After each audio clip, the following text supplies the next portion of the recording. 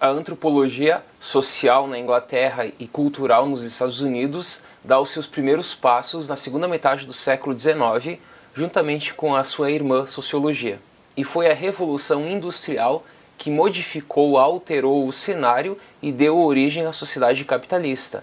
A sociologia formou-se como consequência das amplas transformações sociais, políticas, intelectuais e culturais, principalmente no século XIX. Desta forma, a sociologia pode ser entendida como uma ciência da sociedade industrial. Já a antropologia tem a sua origem histórica na ampliação do processo capitalista, principalmente por meio do imperialismo e do colonialismo. Os primeiros antropólogos, como Morgan, Fraser e Taylor, não coletavam seus dados de forma direta, pois eles não iam a campo.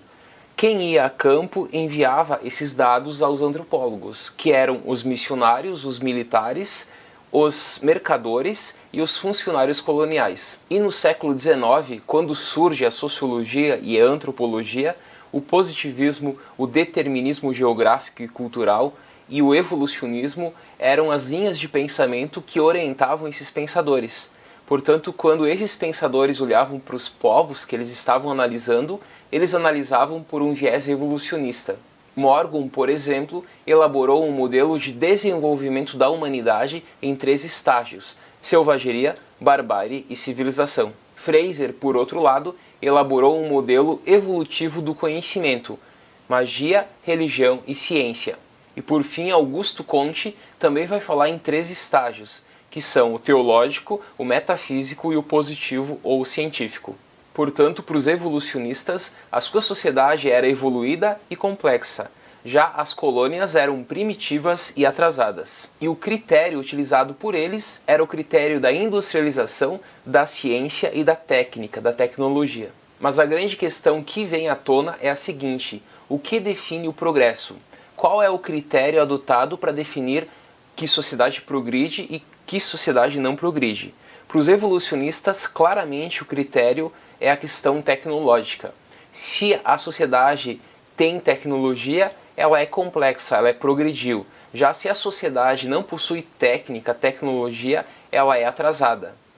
Agora nós podemos questionar: e se o critério não fosse a técnica, mas fosse a sustentabilidade? Será que a nossa sociedade seria mais evoluída que uma sociedade indígena, por exemplo? Portanto, a escolha do critério é totalmente arbitrária. Quando nós escolhemos um critério, escolhemos esse simplesmente de forma arbitrária. Poderíamos ter escolhido outro. Os evolucionistas também eram etnocentristas, porque eles pensavam os povos, a outra cultura, a partir dos padrões culturais da sua cultura, a partir das normas morais e legais da sua cultura. E na medida que o outro não se encaixa dos nossos valores, nas nossas normas, eles são considerados atrasados e inferiores. Morgan, por exemplo, diz que a passagem da barbárie para a civilização se dá por meio da propriedade privada. E era o Estado que organizava a sociedade e, por meio dessa organização, possibilitou o surgimento da propriedade privada.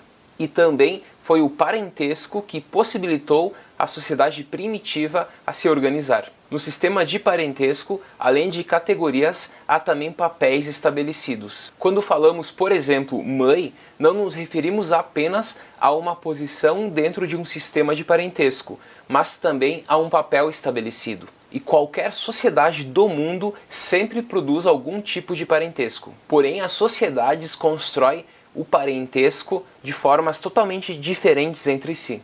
Na sociedade trobriandesa, por exemplo, próxima a Papua Nova Guiné, estudada por Malinowski em 1910, as relações mais importantes se dão entre os filhos e os tios maternos, porque são os tios maternos que fazem o papel do pai nessa sociedade. Há também sociedades sem Estado, sem sistema jurídico, e é justamente a relação de parentesco que organiza esse tipo de sociedade. A avaliação dos evolucionistas, dos primeiros antropólogos, era de que esse tipo de sociedade organizada por uma relação de parentesco eram sociedades primitivas, atrasadas. Nesse tipo de sociedade não existe propriedade privada e as terras são de uso coletivo, e tudo é organizado por uma relação de parentesco. Segundo esses antropólogos iniciais, esse é um tipo de sociedade atrasada, pois essa sociedade ela não comunga com os ideais, com as normas da sociedade ocidental do século XIX. Mas desde o final do século XIX, a antropologia começou a questionar esse modelo evolucionista e positivista. Assim, quando analisamos uma outra sociedade com os nossos critérios, estamos sendo etnocêntricos. Porém, o grande problema é que esse tipo de explicação continua sendo muito forte e muito utilizado para o senso comum ainda hoje. Para finalizar, destaco que nenhuma cultura é estática. Os seres humanos, diferentemente dos animais, eles conseguem questionar os seus hábitos e modificá-los. Até mais!